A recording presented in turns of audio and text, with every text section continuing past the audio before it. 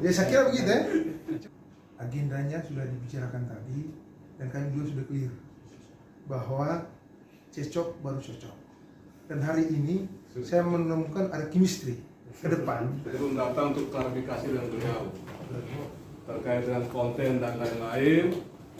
Dan sebagai keluarga besar Pembatas, sebagai bapak anak, kami sudah saling memaafkan. Beliau berbesar hati dan Adegun juga berbesar hati untuk saling memaafkan, sehingga beliau sudah meminta Pak Kabal Hukum untuk mencabut laporan dan urusan ini kita selesaikan secara keluarga. Jadi terima kasih untuk atensi teman-teman pers yang selama 1,5 hari ini sudah memberikan respon yang cukup baik terhadap masalah ini. Kita ingin menjaga memberi dukungan. Saya bilang tadi, beliau ini diperintahkan untuk datang mengurus Lembata. Beliau ini bukan bupati terpilih dari sebuah proses politik sehingga kita harus menghajar atau memberi hal-hal yang mengganjal. Kita harus memberi respon yang positif untuk beliau bisa sukses, ya, terutama sukses dalam program-program dan juga sukses untuk pemilu, karena hajatan nasional ini cukup berat. Nah, terkait dengan pernyataan beliau tentang caleg, beliau tidak punya tendensi ke Partai Gerindra, ya. Cuma beliau tahu bahwa Adegun itu caleg, tapi dari partai apa beliau tidak tahu. Benar-benar beliau tidak tahu. Dan saya juga merespon itu dengan positif dan kita sudah clearkan, ya, tentang persoalan. Mungkin itu, teman-teman, terima kasih dan salam, ya, hormat saya. Pak penjabat sudah tidak merasa tersinggung, kah? Saya itu tidak pernah tersinggung dari siapapun, ya. Artinya kalau saya datang sini, saya tugasnya melayani. Nah, kalau kita kan sesama orang beragama itu kan harus saling mengasihi, kata beliau tadi kan. Sehingga beliau datang pun saya membuka pintu dengan lebar. Yang penting dari tulus hati yang dalam bahwa apa yang kita ungkapkan itu memang kita keliru, harus kita memperbaiki untuk koreksi pemerintah ataupun yang tadi Pak Ketua Partai bilang bahwa saya tugas di sini datang untuk melaksanakan tugas perintah dari pimpinan dan saya bukan dipilih oleh partai politik, sehingga apa yang saya lakukan tolong didukung supaya semua jalan yang baik untuk memasuki tahun politik ini. Saya mengantarkan tahun politik ini dengan netralitas, tidak memilih salah satu siapapun di sini untuk menjadi bakal calon pilkada atau siapa menjadi pejabat bupati atau bupatinya. Tapi tentu kehadiran saya adalah bagaimana menjaga keamanan ketertiban memasuki tahun pemilu dan bagaimana menganggarkan pemilu itu anggarannya ada untuk pilkada secara tadi itu disiapkan. Termasuk kami menjaga supaya kemiskinan ekstrim, termasuk juga dengan stunting, termasuk juga dengan reformasi birokrasi kita jalankan. Banyak hal menjadi hambatan dan kendala sama kami juga, karena memang tidak mudah ternyata untuk mengelola pemerintahan. Tentu perlu perbaikan-perbaikan ke depan. Saya sebagai orang pusat datang sini banyak hal yang harus diperbaiki. Ya, dalam perbaikan itu pun saya melihat ada yang perlu kita lakukan secara regulasi supaya memang itu aturan jadi kuat. Termasuk beberapa perda-perda yang kami ajukan itu supaya ada perubahan untuk peningkatan PAD, termasuk kami punya BUD bisa untuk mengelola sehingga investasi buat daerah ini bisa maju berkembang. Kalau tidak, daerah ini tidak akan maju.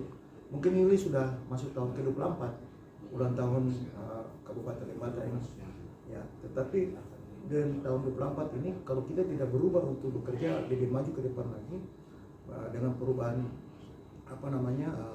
terstruktur dalam sistem anggaran kita, pasti kita akan semakin lebih sulit karena tiap tahun kita harus membayar utang, ya. Misalnya untuk PEN 32 miliar itu harus kita membayar, dan saya waktu ditempatkan di sini itu yang dititipkan, sekalipun kami Pemda harus ikat perut, ya, banyak OPD kami juga yang banyak juga kegiatan kami potong untuk itu, termasuk juga kami membayar utang-utang masa lalu. Contoh misalnya puskesmas banyak yang bermasalah yang harus kami bayarkan, termasuk kegiatan-kegiatan tahun lalu DAP yang tidak terbayarkan Pak Agus, sehingga kami harus melakukan reposisi anggaran. Dan saya punya teman-teman juga, saya tahu bahwa di sini TPP sangat rendah sekali. Saya datang sini malah saya punya tungkirnya turun karena saya di Jakarta itu tidak dibayarkan, bayar saya cuma disiplin di Jakarta. Ya, tapi saya tidak merasa, tapi saya harus membantu menolong ASN di sini supaya tungkirnya menjadi lebih baik. Nah, untuk menjadi lebih baik itu tentu kita memperbaiki dari sisi pendapatan daerah, termasuk juga bisa pembangunan dilaksanakan di sini dengan baik dalam rangka kemiskinan ekstrim itu bisa keluar dari Kabupaten Lembata.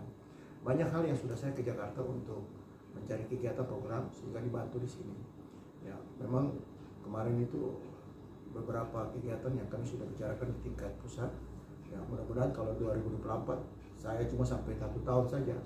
Ya, di bulan Mei 2024. Tapi kalau saya bekerja baik berarti saya dilanjutkan.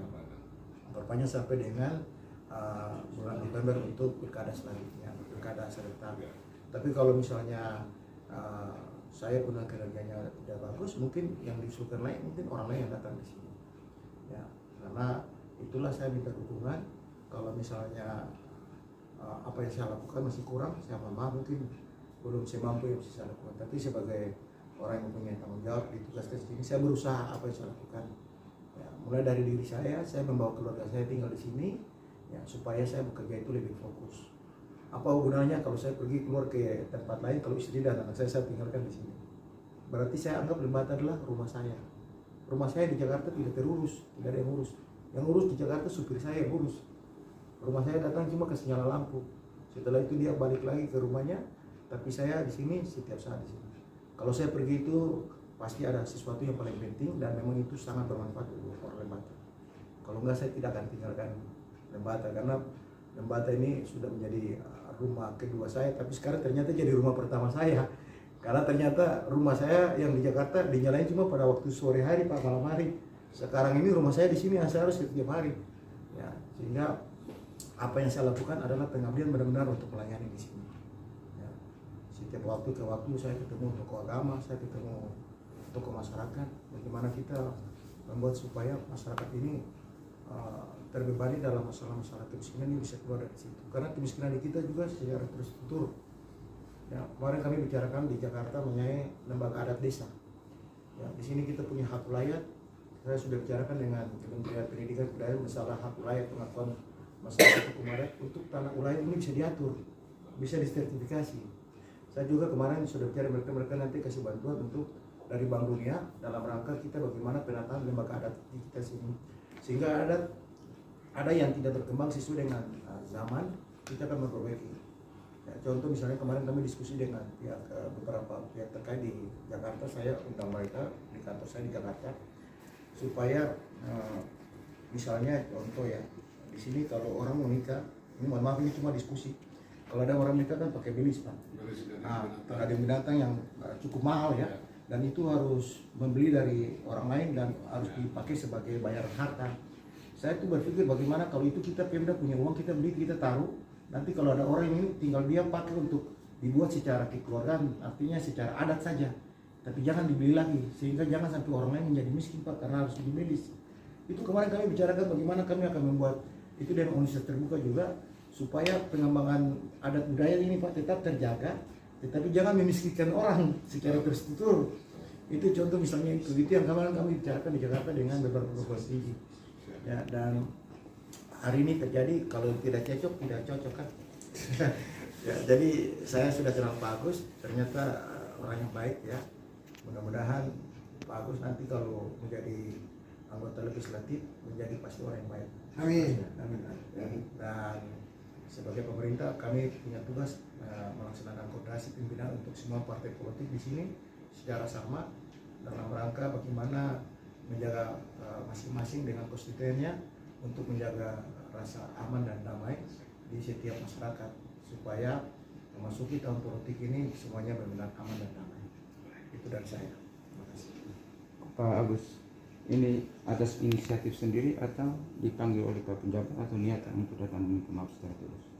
Jadi begini, persoalan inisiatif atau tidak, saya itu tadi dari kebun, terus informasi kepada Pak Afian atau Partai Gerindra bahwa kita ada waktu untuk bisa bertemu dengan Pak Penjabat. Agendanya sudah dibicarakan tadi dan kami juga sudah clear bahwa cocok baru cocok. Dan hari ini saya menemukan ada chemistry ke depan. Pasti beliau ini, ya minta maaf ya, ke depan ini kalau orang Lembata sia-siakan tidak kembali ke sini lagi, berarti kita sangat rugi. Tetapi kalau misalnya kita komitmen untuk beliau ada tetap di sini 2024 masa jabatan kok diperpanjang. Cocok bercocok ya. Tegal baru. Ya saya kira begitu ya. Cukup kan? Cukup. Cukup.